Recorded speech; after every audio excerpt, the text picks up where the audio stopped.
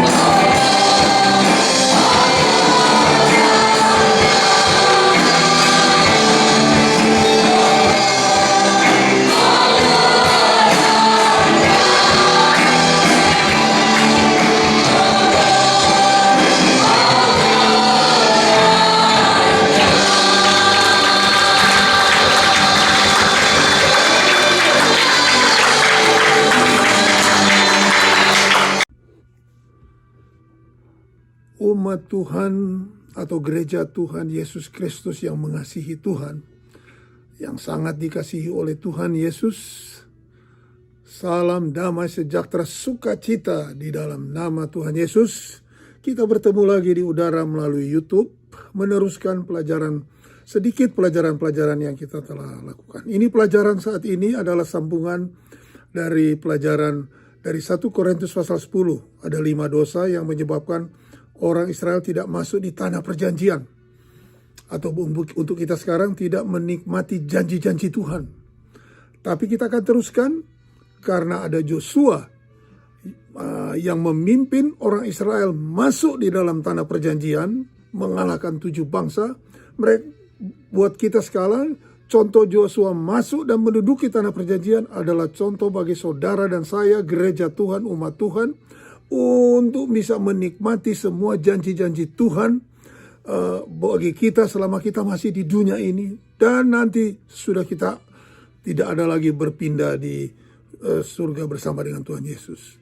Tapi contoh bagaimana dia mengalahkan 7 bangsa, contoh bagi saya dan saudara untuk hidup berkemenangan di dalam Tuhan. Sebab itu judul daripada pelajaran ini yaitu dari Joshua pasal yang ketiga ayat ke-4b.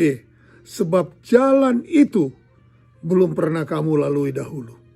Mengikut Tuhan, jalan itu belum pernah kamu lalui dahulu. Atau saya boleh amplify, panjangkan. Sebab jalan kemenangan-kemenangan itu belum pernah saudara dan saya lalui dahulu. Dari Joshua 3 ayat 4. Nah, untuk memasuki tanah perjanjian ini ada syarat-syarat. Dan ini sudah janji Tuhan. Janji Tuhan jauh sebelum Joshua masuk di tanah perjanjian.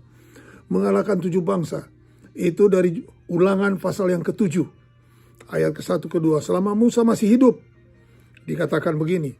Ayat 1, Ulangan pasal 7. Apabila Tuhan Allahmu telah membawa engkau ke dalam negeri kemana engkau masuk untuk mendudukinya, dan ia telah menghalau banyak bangsa di depanmu, yakni orang Het, orang Girgasi, orang Amori, orang Kanaan, orang Feris, orang Hewi, dan orang Yebus, 7 bangsa yang lebih banyak dan lebih kuat daripadamu.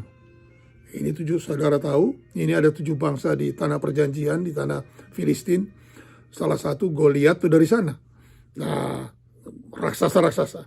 Tapi ayat 2, dan Tuhan Allahmu telah menyerahkan mereka kepadamu, sehingga engkau memukul mereka kalah. Oh, haleluya. Ini janji Tuhan. Sebelum masuk tanah perjanjian. Sebab itu dia katakan kepada Musa dan pada Joshua waktu itu. Tapi waktu pada Joshua dia katakan, ini jalan belum pernah kamu lalui dahulu. Jalan kemenangan melawan 7 bangsa yang lebih kuat dan lebih besar. Begitu juga dengan saudara dan saya di dunia ini sekarang. Kita ini pasti bisa hidup berkemenangan. Kita ambil contoh Joshua memasuki tanah perjanjian. Apa sih syarat-syaratnya? Apa yang dia lakukan? Dari banyak syarat saya akan simpulkan mungkin 5 saja.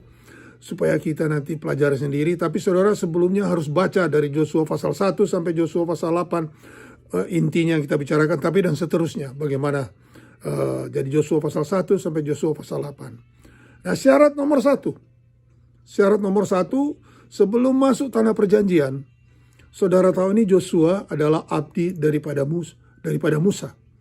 Nah, di dalam Keluaran pasal yang ke-24, Tuhan suruh kepada Musa untuk naik ke Gunung Sinai untuk mendapat 10 hukum Allah. Kita bilang hukum Taurat, untuk mendapat 10 hukum Allah. The 10 Commandments. Bagaimana? Ayat Keluaran pasal 24. Ayat 13. Lalu bangunlah Musa dengan Joshua abdinya, maka naiklah Musa ke atas gunung Allah. Musa dan Joshua naik ke gunung Allah. Ayat 14, kepada para tua-tua itu ia berkata, tinggallah di sini menunggu kami sampai kami kembali lagi kepadamu. Bukankah Harun dan Hur ada bersama-sama dengan kamu? Siapa yang ada perkaranya, datanglah kepada mereka. Maka Musa mendaki gunung dan awan itu menutupinya. Ayat ke-16, kemuliaan Tuhan diam di atas gunung Sinai, dan awan itu menutupinya 6 hari lamanya. Pada hari ke-7 dipanggilnyalah Musa dari tengah awan itu. Tampaklah kemuliaan sebagai api yang menghanguskan di puncak gunung itu pada pemandangan orang Israel. Masuklah Musa di tengah-tengah awan itu mendaki gunung itu, ayat 18, lalu tinggallah di atas gunung itu 40 hari 40 malam lamanya. Jadi Musa masuk di dalam hadirat Tuhan yang Maha Kudus. Tapi jangan lupa, semua orang tua-tua, Harun, Hur, semua harus tinggal di bawah. Siapa yang naik? Musa dan Joshua. Jadi waktu kemuliaan Allah turun sebagai awan dan mereka lihat dari bawah sebagai api, 40 hari di sana, saudara tahu ceritanya. Karena mereka orang Israel tidak sabar, Musa tidak turun-turun selama 40 hari. Mereka bikin patung emas, anak lembu emas, dan mereka menyembah, mereka serahkan emas, dan akhirnya Musa turun. Waktu Musa turun, mukanya penuh kemuliaan dan lain-lain. Akibatnya 2 loh batu itu dihancurkan oleh Musa, dan mereka harus minum itu, dan mereka harus bertobat. Kalau tidak, Tuhan malah bilang, saya mau hapuskan orang Israel. Tapi Musa bilang jangan, dia berdoa syafaat. Jadi ingat, syarat nomor 1, Musa naik ke gunung Sinai, kemuliaan Tuhan turun. Joshua ada di sana juga. Jadi Joshua ini udah biasa masuk dalam hadirat Tuhan yang dalam. Sebab itu syarat nomor 1 untuk kita masuk, yaitu kita harus biasa masuk dalam hadirat Tuhan yang dalam. Pelajaran terakhir, kita harus menggali dalam-dalam sampai bertemu dengan batu karang, yaitu Kristus. Jadi hubungan pribadi saudara harus lebih dalam di dalam firman Tuhan. Di dalam doa, berhubungan langsung, bisa mendengar suaranya. Kita telah pelajari sebelumnya. Dan ini harus menjadi suatu kebiasaan, suatu pola hidup bagi saudara dan saya. Terutama di dalam COVID-19 atau coronavirus ini. Kita tidak bisa keluar dari rumah. Mari kita bersekutu lebih lagi dengan Tuhan. Lebih dalam dengan Tuhan. Syarat nomor 1. Biasa masuk dalam hadirat Tuhan. Syarat nomor 2, yaitu dari Joshua pasal 1.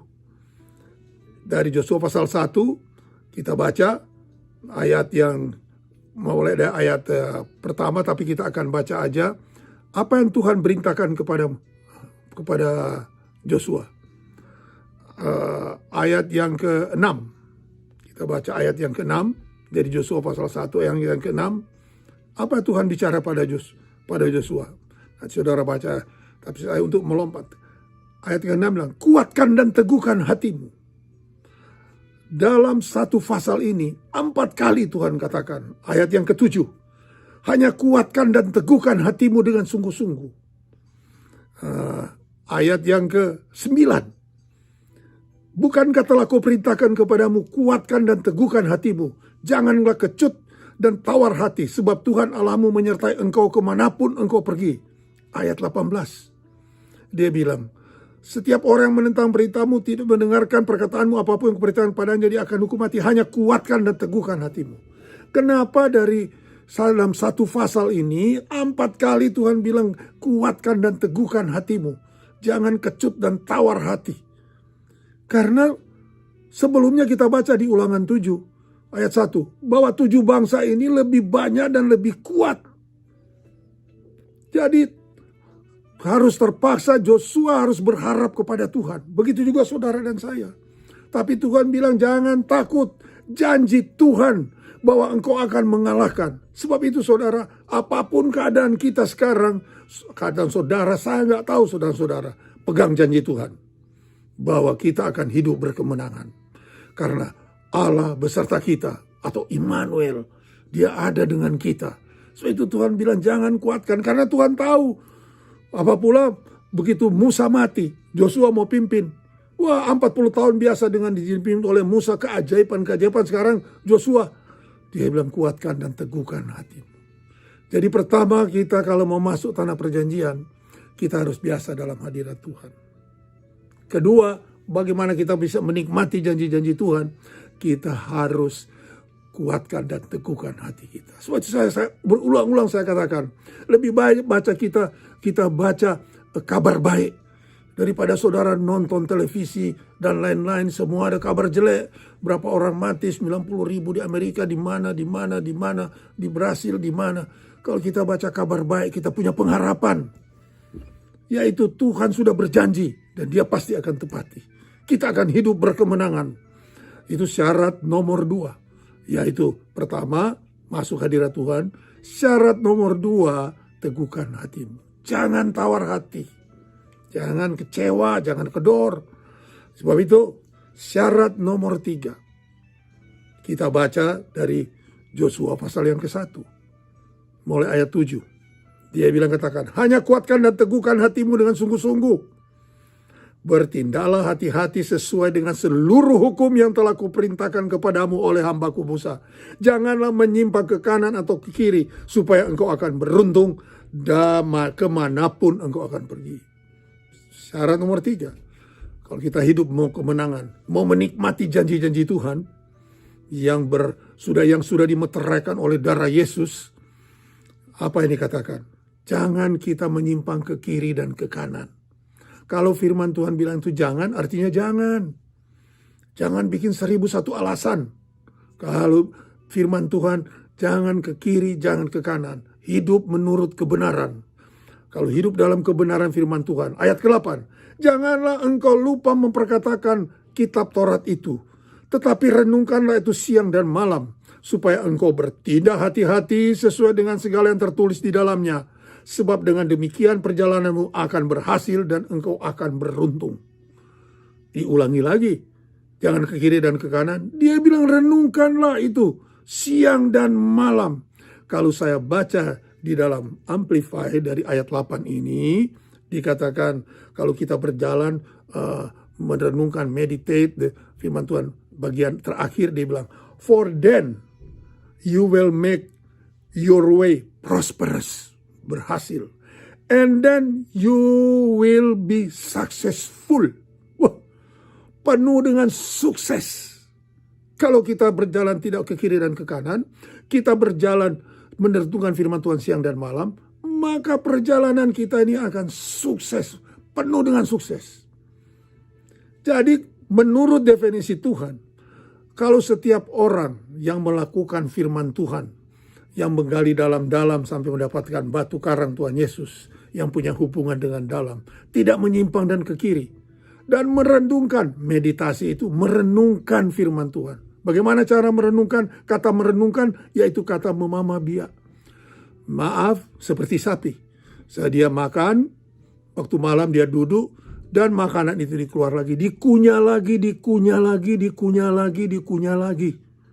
Jadi firman Tuhan itu bukan sekali kita dengar, oh haleluya. Kita renungkan, kita kunyah lagi, kita digest lagi. Itu namanya meditasi. Meditasi orang yang percaya. Bukan meditasi yang seperti agama lain. Saudara meditasi artinya saudara kunyah lagi, kunyah lagi, kunyah lagi. Merenungkan apa? Siang dan malam. Maka kalau kita tidak menyimpang ke kiri dan meditasi firman Tuhan, renungkan, kunyah lagi, di mata Tuhan saudara itu berhasil. Sukses. Di mata dunia, kalau namanya sukses, oh itu apa? Oh punya 10 rumah. Oh punya mobil begitu banyak, mahal-mahal. Orang bilang, wow sukses ya. Ya puji Tuhan kalau orang itu sukses. Kalau apa pula kalau dia cinta Tuhan, dia double sukses di mata Tuhan dan di mata manusia. Tapi biarpun kalau dia begitu banyak keuangannya, tapi dia tidak menjalankan firman Tuhan, itu bukan sukses di mata Tuhan. Ingat sekali lagi ya, sukses di mata Tuhan sama sukses mata dunia itu sangat berbeda. Antara langit dan bumi. Sukses mata Tuhan kalau kita melakukan firman Tuhan siang dan malam. Saya bisa banyak kesaksian tentang hal itu. Tapi saya mau simpulkan aja. Kalau kita merenungkan firman Tuhan siang dan malam, maka perjalanan kita akan berhasil. Coba saudara kita baca sama-sama Mazmur pasal 1. Apa Mazmur Daud katakan? Berbahagialah orang yang tidak berjalan menurut nasihat orang fasik, yang tidak berdiri dalam jalan orang berdosa, dan tidak duduk dan kumpulan pencemooh, Tetapi yang kesukaannya ayat 2, Allah Taurat Tuhan dan yang merenungkan Taurat itu siang dan malam. Ia seperti pohon yang ditanam di tepi aliran air dan menghasilkan buahnya pada musimnya dan tidak lain jauhnya apa saja dia perbuatnya berhasil, sukses.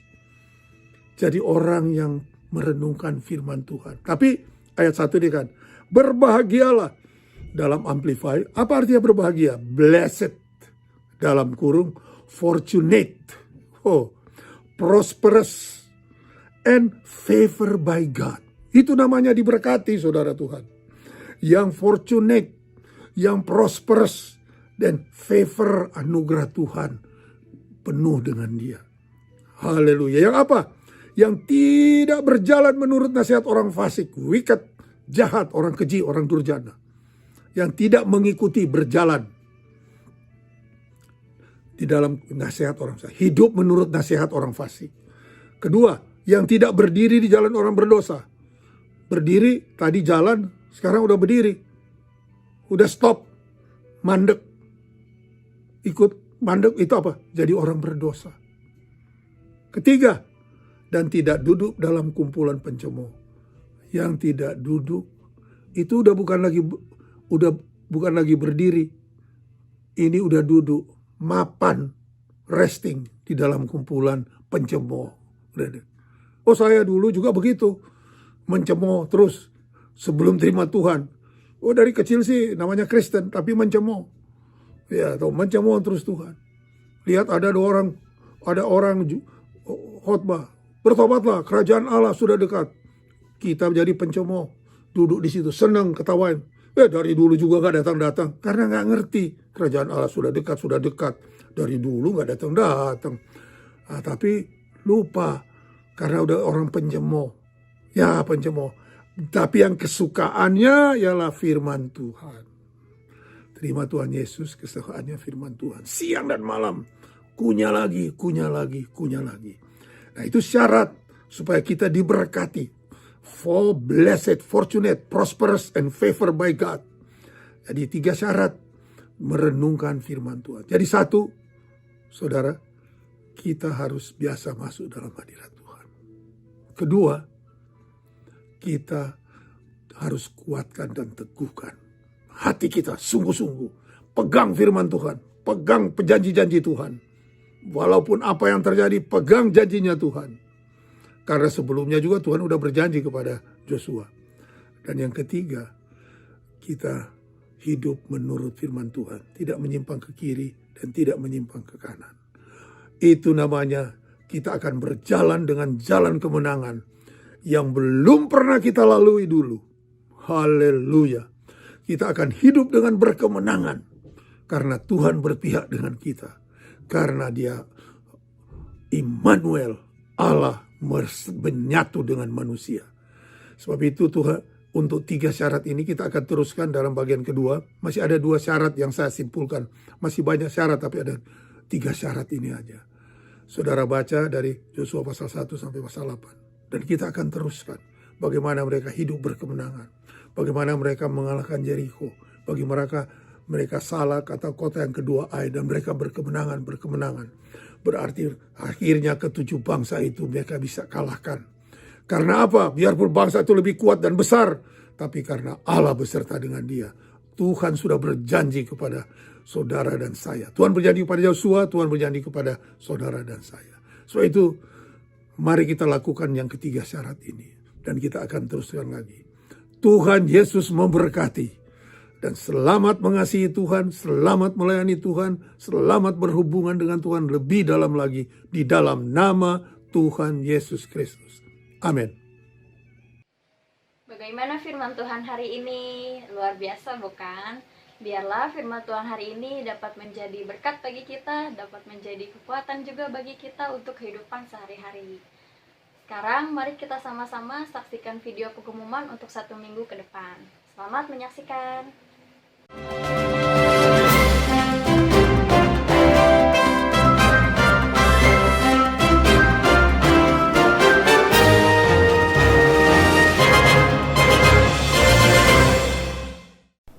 Untuk jemaat yang ingin memberikan persembahan, perpuluhan, Janji iman dan persembahan khusus untuk misi bisa mentransfer ke rekening di bawah ini.